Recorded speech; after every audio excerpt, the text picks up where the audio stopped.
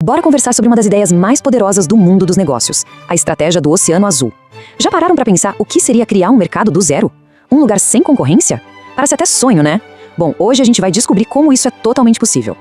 Olha, essa frase resume o sentimento de muita gente. É aquela pressão de todo dia, sabe? De competir num mercado que já tá lotado, onde a briga por preço é constante e o lucro vai diminuindo. É como se todo mundo estivesse nadando num oceano que ficou vermelho de tanta batalha. Mas e se existisse uma rota de fuga?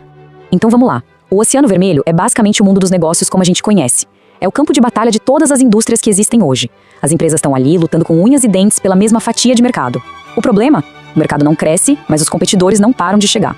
O resultado é essa competição sangrenta que desgasta todo mundo.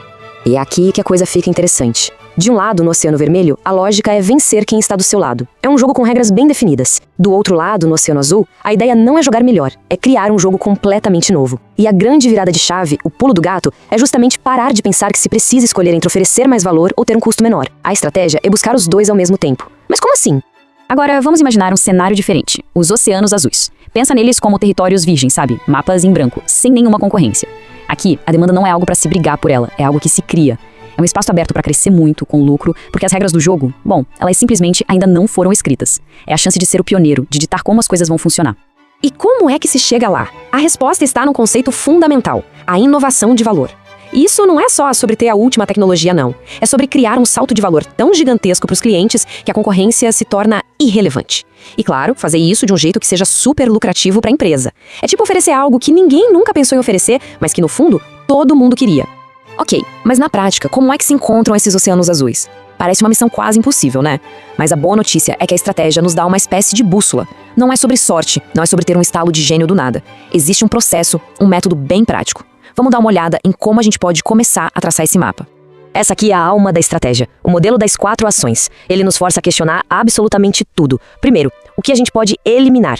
Coisas que a indústria inteira faz, mas que talvez os clientes nem liguem tanto. Segundo, o que dá para reduzir, cortar custos em áreas que não são tão valorizadas. Terceiro, o que a gente precisa elevar, onde podemos entregar muito mais que a concorrência. E, a parte mais legal, o que podemos criar, o que seria algo totalmente novo que ninguém nunca ofereceu. São essas perguntas que abrem a porta da inovação. A teoria é ótima, mas nada funciona melhor para provar um ponto do que exemplos da vida real, certo? Então, agora, a gente vai ver como algumas empresas geniais usaram exatamente essa bússola para navegar e encontrar seus próprios oceanos azuis. E no processo, elas transformaram indústrias inteiras. Se preparem, porque as histórias são inspiradoras. Pensa no Cirque du Soleil.